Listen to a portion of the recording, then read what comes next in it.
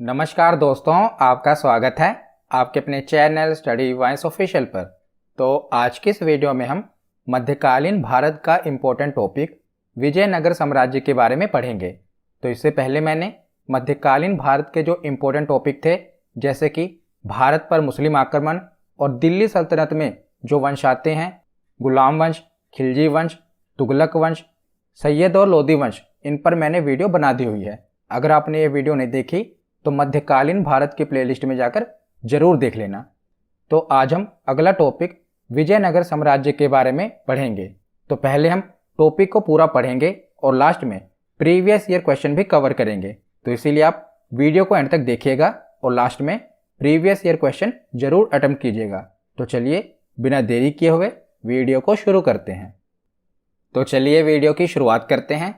तो विजयनगर साम्राज्य को हम एक कहानी की तरह समझेंगे। तो पहले हम कहानी को आगे बढ़ाने से पहले इसका जो बैकग्राउंड है वो समझ लेते हैं, ताकि आपको कहानी समझने में आसानी हो।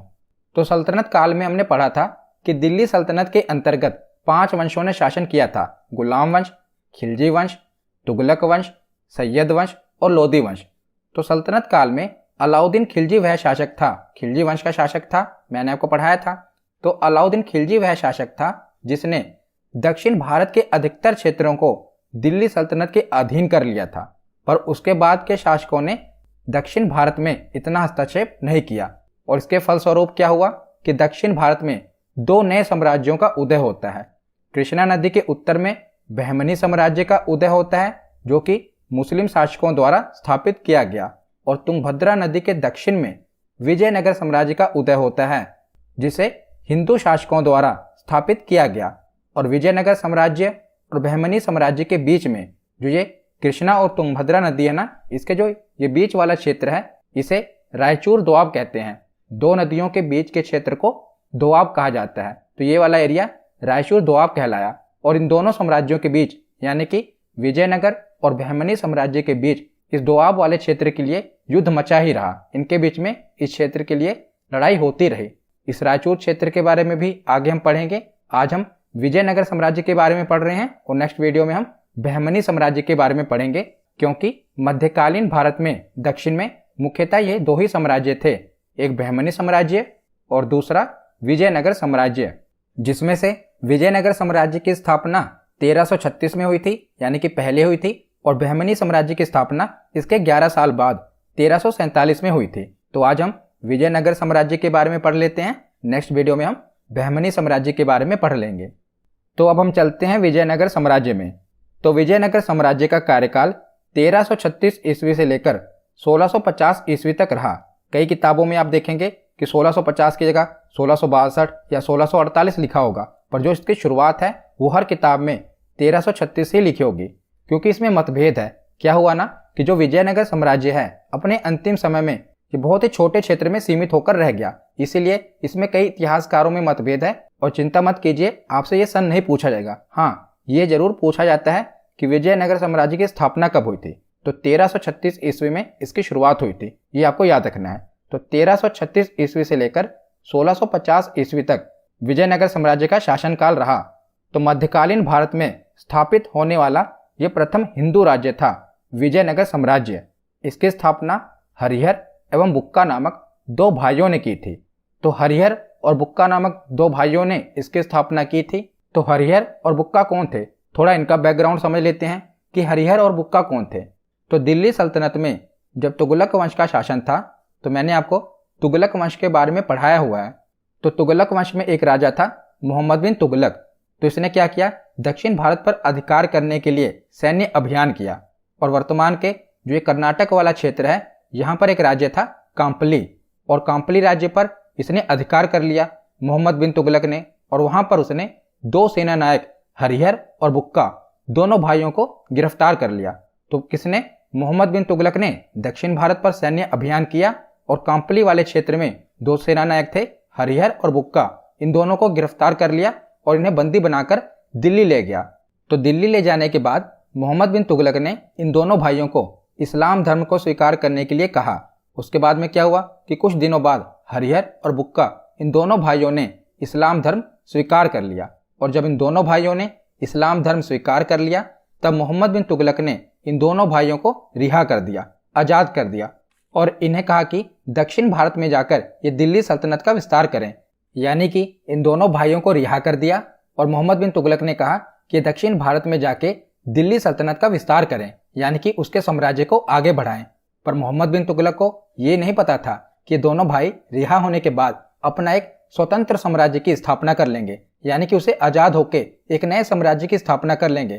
क्योंकि मोहम्मद बिन तुगलक ने तो इन्हें अपने यानी कि दिल्ली सल्तनत के विस्तार के लिए दक्षिण भारत में भेजा था, पर इन्होंने यहाँ पर आके एक नए साम्राज्य विजयनगर साम्राज्य की, जो कि दिल्ली सल्तनत से स्वतंत्र था, एक नए साम्राज्य की स्थापना की। तो अब आपको कहानी का पूरा बैकग्राउंड समझ आ गया है। अब आपको पूरा विजयनगर साम्राज्य आसानी से समझ आ जाएगा। तो हरिहर और बुक्का ने विजयनगर साम्राज्य की स्थापना की, पर इन्होंने तो इस्लाम धर्म स्वीकार कर लिया था और मैंने आपको ये बताया कि ये पहला हिंदू साम्राज्य था। तो देखिए, इन्होंने इस्लाम धर्म स्वीकार कर लिया, पर जब ये दक्षिण भारत में आए ना तो इन्हें एक गुरु मिले। इनका नाम था माधव विद्यारण्य। क्या नाम था? माधव विद्यारण्य। तो इनके गुरु विद्यारण्य ने इनसे क्या कहा कि तुम्हें इस्लाम धर्म जबरदस्ती से थोपा गया है, यानी कि तुम्हें जबरदस्ती मुसलमान बनाया गया है, तो तुम प्रायश्चित करके दोबारा हिंदू धर्म में आ जाओ। तो प्राण प्रतिष्ठा कराकर इनके गुरु माधव विद्यारण्य ने इन्हें दोबारा हिंदू बना दिया। तो 1336 ईस्वी में माधव विद्यारण्य से प्रेरणा लेकर हरिहर और बुक्का दोनों भाइयों ने विजयनगर साम्राज्य की स्थापना की।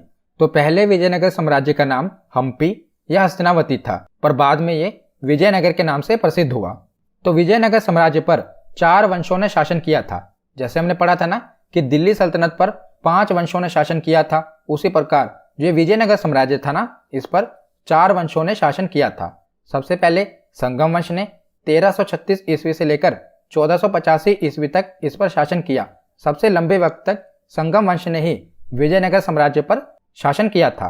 उसके बाद सालू वंश ने 1485 ईस्वी से लेकर 1505 ईस्वी तक, उसके बाद तुलु वंश ने 1505 ईस्वी से लेकर 1570 ईस्वी तक, उसके बाद आरवीडू, कहीं कहीं पर अरावीडू भी लिखा हुआ है, तो आरवीडू वंश ने 1570 ईस्वी से लेकर 1650 ईस्वी तक शासन किया।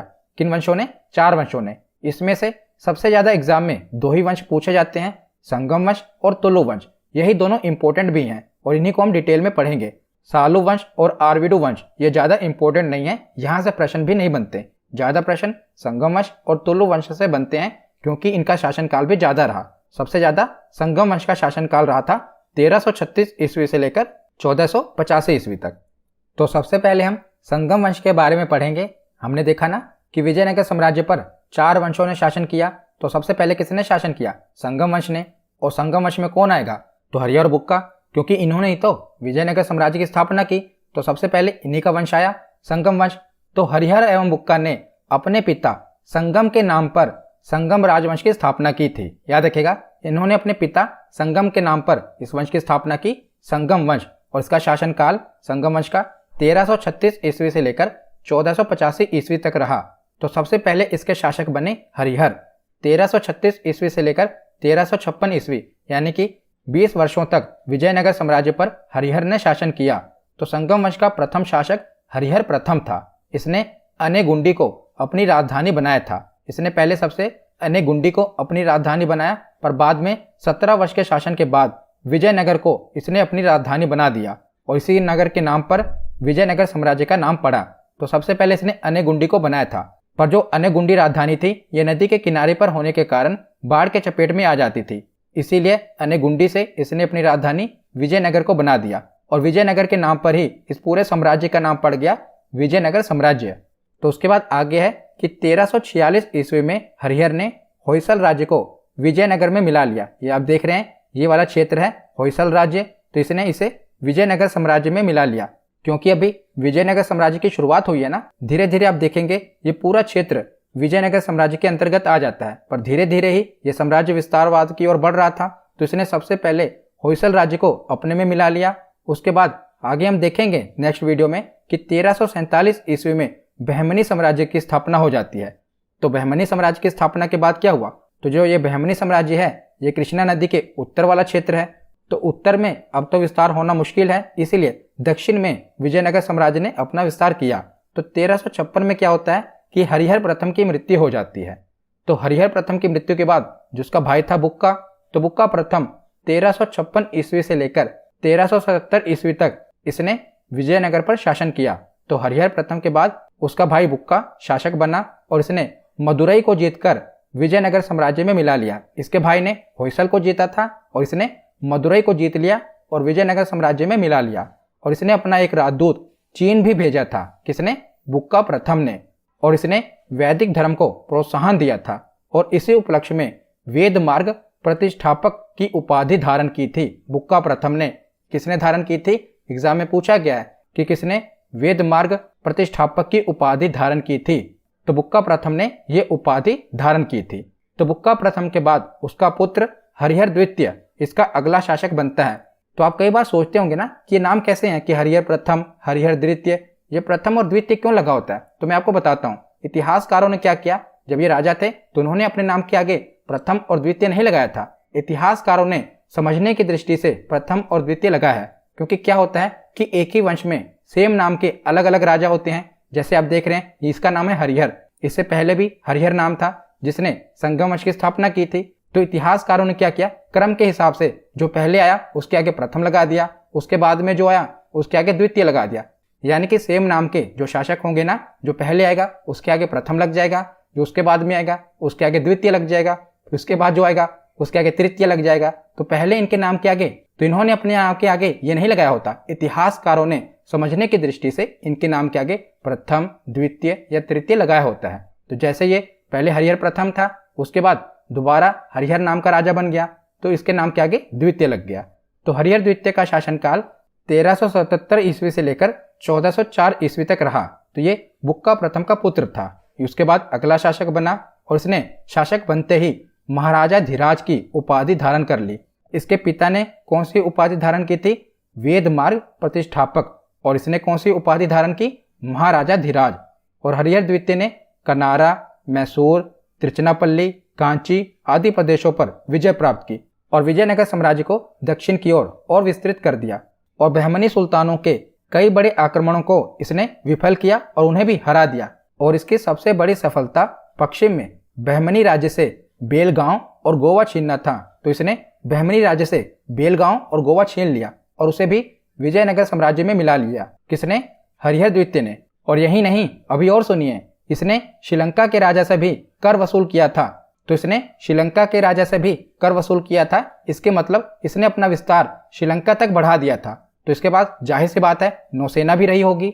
तो सफलतापूर्वक राज्य करने के बाद 1404 ईस्वी में हरिहर द्वितीय की मृत्यु हो जाती है। और इसके बाद अगला शासक बनता है विरूपाक्ष प्रथम 1404 ईस्वी में। तो ये ज्यादा देर तक शासक नहीं बना, ये काफी अल्पकालीन समय तक शासक बना था। तो हरिहर द्वितीय का पुत्र था विरूपाक्ष प्रथम।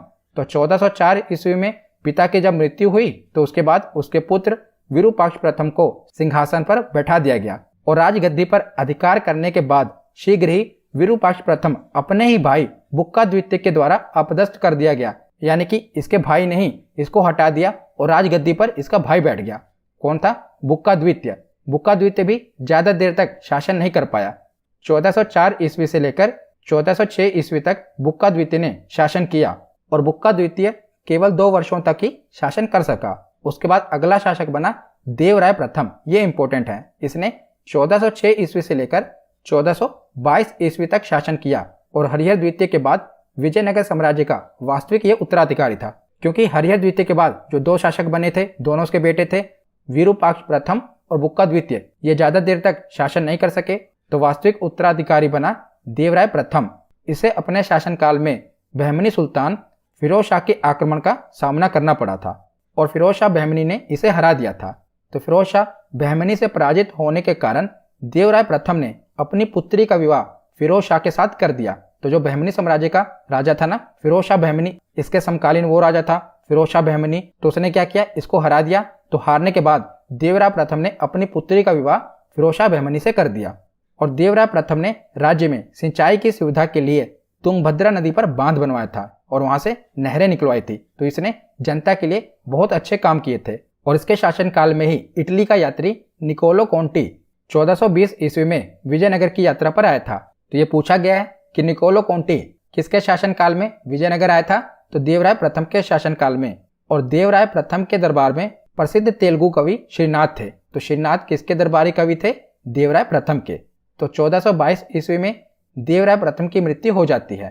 तो देवराय प्रथम की मृत्यु के बाद उसके पुत्र को अगला शासक बना दिया जाता है, पर वो कुछ ही समय तक शासन कर पाता है। वास्तविक रूप से देखा जाए तो अगला शासक देवराय द्वितीय बनता है। पर देखिए, देवराय प्रथम की जब मृत्यु होती है ना, तो उसका जो बेटा होता है रामचंद्र, उसे 1422 ईस्वी में सिंहासन पर बैठा दिया जाता है। परंतु कुछ ही महीने के बाद उसकी मृत्यु हो जाती है, और उसकी मृत्यु के बाद उसका जो भाई होता है, रामचंद्र का भाई वीर विजय, ये गद्दी पर बैठ जाता है। लेकिन उसका शासन भी कुछ ही महीनों तक चलता है, यानी कि ज्यादा देर तक इन दोनों भाइयों का शासन नहीं चल पाता, और अगला शासक बनता है वीर विजय का पुत्र देवराय द्वितीय। तो वास्तविक रूप से देखा जाए तो देवराय द्वितीय ही अगला शासक बनता है, क्योंकि देवराय प्रथम के दोनों ही बेटे रामचंद्र और वीर विजय ये ज्यादा देर तक शासन नहीं कर पाते। तो अगला शासक वीर विजय का पुत्र बनता है देवराय द्वितीय, और इसने 1422 ईस्वी से लेकर 1446 ईस्वी तक शासन किया। और देवराय द्वितीय इस वंश का सबसे महान शासक था। ये संगम वंश का सबसे महान शासक था, जो कि जनसाधारण में इंद्र का अवतार माना जाता था, यानी कि आम लोग इसे इंद्र का अवतार मानते थे। और इसके समय में फारस के शासक शाहरुख ने अब्दुल रजा को अपना दूत बनाकर इसके दरबार में भेजा था, और देवराय द्वितीय ने बड़ी संख्या में अपनी सेना में मुसलमानों को भर्ती किया था। याद रखिएगा, इसने अपनी सेना में काफ़ी बड़ी संख्या में मुस्लिमों को भर्ती किया था, और इसने उनके लिए मस्जिद का भी निर्माण करवाया था। तो ये एग्जाम में पूछा गया है कि विजयनगर साम्राज्य के किस शासक ने सबसे ज़्यादा मुस्लिमों की भर्ती की थी, तो इसका नाम था देवराय द्वितीय। और एक अभिलेख में देवराय द्वितीय को गज बेटकर, यानी कि हाथियों का शिकारी कहा गया है। क्या उपाधि है इसकी? गज बेटकर। और 1446 ईस्वी में देवराय द्वितीय की मृत्यु हो जाती है, और इसकी मृत्यु के बाद इसका पुत्र मल्लिका अर्जुन 1446 ईस्वी में शासक बनता है। तो एक ही बार में आपको ये सारा याद नहीं हो जाएगा, बस अभी मैं आपको एक कहानी की तरह ये पूरा समझा रहा हूँ। आपको इसको पूरा ध्यान से सुनना है, ताकि ये बातें आपके सबकॉन्शियस माइंड में बैठ जाए। उसके बाद आपको उसके नोट्स बनाने हैं और रिवीजन जरूर करना है। तो देवराय द्वितीय के बाद इसका पुत्र मल्लिका अर्जुन अगला शासक बनता है, और इसके शासनकाल में उड़ीसा एवं बहमनी के आक्रमण में उड़ीसा ने कोंडबिंडु एवं उदयगिरी किले पर अधिकार कर लिया, और इसको उड़ीसा के गजपति शासकों ने बुरी तरह से पराजित किया था। किसे? मल्लिका अर्जुन को। और कुछ समय बाद क्या हुआ कि चंद्रगिरी के नरसिंह सालू ने इससे इसका सिंहासन छीन लिया। और नरसिंह सालू कौन था? तो ये मल्लिका अर्जुन का सामंत, यानी कि उसी का ही मंत्री था। उसी ने इसको राजगद्दी से हटा दिया, और हार के इस अपमान को न सह पाने के कारण 1465 ईस्वी में मल्लिका अर्जुन की मृत्यु हो जाती है। और मल्लिका अर्जुन की मृत्यु के बाद इस वंश का, यानी कि संगम वंश का अंतिम शासक बनता है विरूपाक्ष द्वितीय। ये 1465 ईस्वी से लेकर 1485 ईस्वी तक संगम वंश का अंतिम शासक बनता है, और 1485 ईस्वी में विरूपाक्ष की हत्या करा दी गई, और संगम वंश यहीं पर समाप्त हो जाता है। तो संगम वंश के बारे में हमने पढ़ लिया। अब हम पढ़ते हैं सालू वंश। तो देखिए, सालू वंश से प्रश्न नहीं बनता, यहाँ से बस यही पूछा जाता है कि सालू वंश की स्थापना किसने की थी। तो देखिए, सालू वंश का कार्यकाल 1485 ईस्वी से लेकर 1505 ईस्वी तक था, यानी कि लगभग 20 वर्षों तक सालू वंश का शासन था। तो सालू वंश का संस्थापक सालू नरसिंह था, तो इसी के नाम से ही इस वंश का नाम पड़ा सालू वंश। तो सालू नरसिंह के दो पुत्र थे, तिम्मा और इमाडी नरसिंह। तो तिम्मा की हत्या के पश्चात इमाडी नरसिंह को गद्दी पर बैठाया जाता है। तो जो इमाडी नरसिंह था ना, ये एक अयोग्य शासक था, और इसके शासनकाल में जो वास्तविक शक्तियां थी ना, जिसके सेनापति यानी कि नरसा नायक के पास थी। और 1505 ईस्वी में क्या होता है कि नरसा नायक का जो पुत्र होता है, यानी कि इसके सेनापति का जो पुत्र होता है वीर नरसिंह, ये इमाडी नरसिंह की हत्या कर देता है, और उसके बाद तुलु वंश की स्थापना करता है। तो सालू वंश से आपको ज्यादा नहीं पढ़ना, क्योंकि यहाँ से परीक्षा में प्रश्न ही नहीं बनते। बस यही पूछा जाता है कि सालू वंश का संस्थापक कौन था, तो वो था सालू नरसिंह। तो कई बार एग्जाम में सालू नहीं दिया होता, तो वहां पर सीधा दिया होता है नरसिंह। तो आपको याद रखना है किसका संस्थापक नरसिंह था, और इसके पुत्र इमाडी नरसिंह के सेनापति नरसा नायक के पुत्र वीर नरसिंह ने इसकी हत्या कर दी, और यहीं से सालू वंश खत्म हो जाता है, और अगला वंश तुलु वंश की स्थापना होती है। तो अब हम तुलु वंश के बारे में पढ़ते हैं। तो तुलु वंश का शासनकाल 1505 ईस्वी से लेकर 1570 ईस्वी तक रहा, और इसका सबसे पहला शासक बनता है वीर नरसिंह। इसने लगभग 4 साल तक शासन किया, 1505 ईस्वी से लेकर 1509 ईस्वी तक। तो 1505 ईस्वी में वीर नरसिंह ने सालू वंश के नरेश इमाडी नरसिंह की हत्या कर दी और स्वयं विजयनगर साम्राज्य के सिंहासन पर अधिकार कर लिया और तुलु वंश की स्थापना कर दी। वीर नरसिंह का पूरा शासनकाल आंतरिक विद्रोह एवं आक्रमणों से प्रभावित था और 1509 ईस्वी में वीर नरसिंह की मृत्यु हो जाती है और अगला शासक बनता है कृष्ण देव राय। मोस्ट इंपोर्टेंट, अगर पूरा विजयनगर साम्राज्य देखा जाए ना, मैं पूरे विजयनगर साम्राज्य की बात कर रहा हूँ, तो इसमें सबसे ज्यादा इंपॉर्टेंट नाम है कृष्ण देव राय और आपकी परीक्षा में इससे प्रश्न बनता ही है। तो कृष्ण देव राय का शासनकाल 1509 ईस्वी से लेकर 1529 ईस्वी तक रहा। तुलु वंश का ये महान शासक था कृष्ण देव राय, और कृष्ण देव राय 8 अगस्त 1509 ईस्वी को शासक बनता है और बाबर ने भी अपनी आत्मकथा बाबरनामा में कृष्ण देव राय को भारत का सर्वाधिक शक्तिशाली शासक बताया। तो देखिए, जब ये कृष्ण देव राय दक्षिण भारत में राज्य कर रहे थे ना, तो उत्तर भारत में देखा जाए तो बाबर का आक्रमण हो जाता है और उसी समय कृष्ण देव राय उसके समकालीन थे। तो बाबर ने भी अपनी आत्मकथा, बाबर की आत्मकथा कौन सी है, तुजुके बाबरी, जिसे बाबरनामा भी कहते हैं, तो बाबरनामा में बाबर ने भी कहा था कि कृष्ण देव राय भारत का सर्वाधिक शक्तिशाली शासक था। तो कृष्ण देव राय ने अपने सफल सैनिक अभियानों के अंतर्गत 1509 और 1510 के बीच में बीदर के सुल्तान महमूद शाह को अदोनी के समीप हराया। तो देखिए, 1509 में कृष्ण देव राय शासक बने और उसी के बाद 1509 और 10 के दौरान बीदर के सुल्तान महमूद शाह को इसने हरा दिया और उसके बाद 1512 ईस्वी में कृष्ण देव राय ने बीजापुर के शासक यूसुफ आदिल खां को भी हरा दिया और रायचूर पर अधिकार कर लिया। मैंने शुरुआत में आपको बताया था ना कि दो नदियां, तुंगभद्रा नदी और कृष्णा नदी, दोनों के जो बीच का क्षेत्र है इसे रायचूर दोआब कहा गया। और देखिए, बहमनी साम्राज्य और विजयनगर साम्राज्य दोनों के बीच में लड़ाई रहती थी उस क्षेत्र के लिए। तो कृष्ण देव राय ने क्या किया कि रायचूर पर अधिकार कर लिया और तत्पश्चात इसने गुलबर्गा के किले पर भी अधिकार कर लिया 1512 ईस्वी में। और उसके बाद 1513 से लेकर 1518 के बीच कृष्ण देव राय ने उड़ीसा के गजपति शासक प्रताप रुद्रदेव से कम 4 बार युद्ध किया और हर बार इसने पराजित कर दिया। किसने? कृष्ण देव राय ने उड़ीसा के गजपति प्रताप रुद्रदेव से 4 युद्ध किए और चारों में ही प्रताप रुद्रदेव को हरा दिया। 4 बार की पराजय के बाद प्रताप रुद्रदेव निराश हो गया और उसने कृष्ण देव राय से संधि की प्रार्थना की। और संधि के बाद क्या हुआ? किसने, यानी कि प्रताप रुद्रदेव ने अपनी पुत्री का विवाह कृष्ण देव राय से करवा दिया। उसके बाद 1520 ईस्वी तक कृष्ण देव राय ने अपने समस्त शत्रुओं को परास्त कर अपने पराक्रम का परिचय दिया। और कृष्ण देव राय ने तेलुगु में अमुक्त माल्याद एवं संस्कृत में जाम्बवती कल्याणम की रचना की है। तो ये भी इंपॉर्टेंट है। कृष्ण देव राय की रचनाएं हैं अमुक्त माल्याद और जाम्बवती। तो तेलुगु में है अमुक्त माल्याद और संस्कृत में है जाम्बवती कल्याणम। और कृष्ण देव राय ने कुछ उपाधियां भी धारण की थी, ये भी एग्जाम में पूछा गया है, जैसे कि आंध्र भोज, अभिनव भोज और आंध्र पितामह। ये तीनों ही उपाधियां कृष्ण देव राय ने धारण की थी। और कृष्ण देव राय के शासनकाल में पुर्तगाली यात्री डोमिगोस पायस और बारबोसा, ये 2 पुर्तगाली यात्री कृष्ण देव राय के शासनकाल में आए थे। उसके बाद आगे देखते हैं। तो कृष्ण राय देव के दरबार में तेलुगु साहित्य के 8 सर्वश्रेष्ठ कवि रहते थे, जिन्हें अष्ट दिग्गज कहा जाता था। तो इसके दरबार में 8 तेलुगु साहित्य के कवि रहते थे, जिन्हें अष्ट दिग्गज कहा जाता था। तो अष्ट दिग्गज में सर्वाधिक महत्वपूर्ण अलसानीपेदन और तेनालीराम थे। तो अलसानीपेदन को तेलुगु कविता का पितामह कहा जाता था। अलसानीपेदन की कुछ रचनाएं हैं, जैसे कि मनुचरित और हरि कथा सार, ये दोनों प्रमुख रचनाएं हैं अलसानीपेदन की और दोनों तेलुगु में हैं।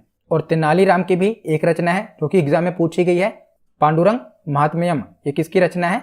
तेनालीराम रामकृष्ण की रचना है। तो उसके बाद कहानी में आगे चलते हैं। तो कृष्ण देव राय के शासनकाल को तेलुगु साहित्य का क्लासिक युग या तेलुगु साहित्य का स्वर्णिम युग कहा गया है, कृष्ण देव राय के शासनकाल को। और इसी के शासनकाल में नागलपुर नामक नए नगर और हजारा एवं विठल स्वामी मंदिर का निर्माण करवाया। किसने? कृष्ण देव राय ने। और कृष्ण देव राय की मृत्यु कब हो जाती है? तो 1529 ईस्वी में कृष्ण देव राय की मृत्यु हो जाती है। और इसके बाद इसका भतीजा अगला शासक बनता है, उसका नाम है अच्युत देव राय। तो 1529 ईस्वी से लेकर 1542 ईस्वी तक इसका भतीजा अच्युत देव राय अगला शासक बनता है।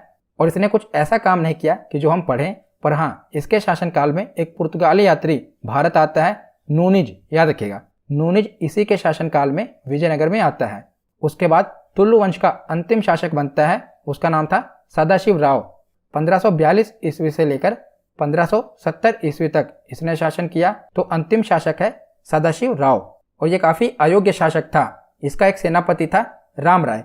वास्तविक जो शक्तियां थी ना इसके सेनापति के पास थी, ये केवल नाम मात्र का गद्दी पर बैठा था, पर जो शक्तियां थी वो उसके सेनापति राम राय के पास थी। और जो ये राम राय है ये एक साम्राज्यवादी सेनापति था जिसने बहमनी साम्राज्य के 5 राज्य, तो उस समय क्या हुआ, जिस समय सदाशिव राय का शासन काल चल रहा था ना, तो जो बहमनी साम्राज्य था ये 5 टुकड़ों में बढ़ चुका था। यानी कि बहमनी साम्राज्य 5 क्षेत्रों में बढ़ चुका था। कौन कौन से? बीजापुर, गोलकुंडा, बरार, बीदर और अहमदनगर। इन 5 क्षेत्रों में बहमनी साम्राज्य टूट चुका था। तो जो ये राम राय था ना, इन 5 साम्राज्य में यानी कि बहमनी साम्राज्य के जो ये 5 राज्य अलग अलग बन गए थे उनके बीच में ये फूट डालने की कोशिश कर रहा था। पर इसका नतीजा क्या हुआ? इसका विपरीत परिणाम हुआ। बहमनी साम्राज्य के 5 राज्यों में से केवल एक राज्य को छोड़कर, बरार को छोड़कर, शेष चारों ने मिलकर 1565 ईस्वी में विजयनगर पर हमला कर दिया। तो किसने हमला नहीं किया? बरार ने नहीं किया, बाकी चारों राज्यों ने मिलकर हमला कर दिया विजयनगर पर। और इसी युद्ध को तालीकोटा का युद्ध कहा जाता है। 1565 ईस्वी में यह युद्ध हुआ, तालीकोटा का युद्ध। बहमनी साम्राज्य ने विजयनगर साम्राज्य पर हमला कर दिया और युद्ध के मैदान में सेनापति राम राय मारा गया।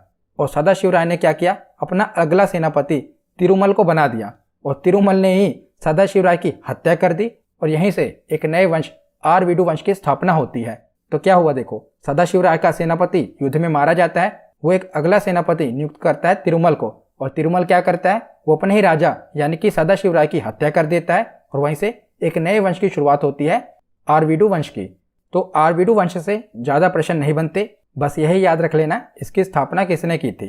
तो इस वंश की स्थापना 1570 ईस्वी के लगभग तिरुमल ने की थी और यह वंश दक्षिण भारत के विजयनगर साम्राज्य का चौथा और अंतिम वंश था और इसने अपनी राजधानी पेनुगोंडा को बनाया था। इस वंश का अंतिम शासक कौन हुआ?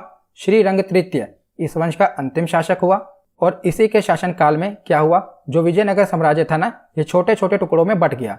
जैसे हमने देखा कि बहमनी साम्राज्य 5 क्षेत्रों में बट गया, उसी प्रकार जो ये विजयनगर साम्राज्य था ना, ये भी छोटे छोटे क्षेत्रों में बट गया। जैसे कि तंजौर, मैसूर, मदुरई, ये स्वतंत्र राज्य इसके समय बन गए। किसके समय? श्रीरंग तृतीय के समय। तो ये आरवीडू वंश का अंतिम शासक था।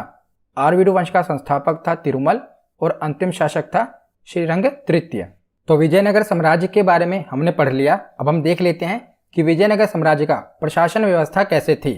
तो विजयनगर साम्राज्य का प्रशासन केंद्रोमुखी प्रशासन था। केंद्रोमुखी समझ रहे हैं ना, यानी कि राजा ही डिसाइड करता था, केंद्र से ही सारा कुछ डिसाइड होता था। तो विजयनगर राज्य का स्वरूप राजतंत्रात्मक था, जिसका प्रमुख राजा स्वयं होता था, वही सारे मेन डिसीजन लेता था। और विजयनगर के राजा राय की उपाधि धारण करते थे। हमने देखा ना, देवराय, कृष्ण देव राय, तो ये राय की उपाधि धारण करते थे और स्वयं को ईश्वर तुल्य यानी कि ईश्वर के बराबर मानते थे। और इस काल में राजा की सहायता के लिए 2 परिषदें होती थी, पहली राज्य परिषद और दूसरी मंत्री परिषद। तो राज्य परिषद का काम क्या था? इसका स्वरूप बहुत ही व्यापक होता था।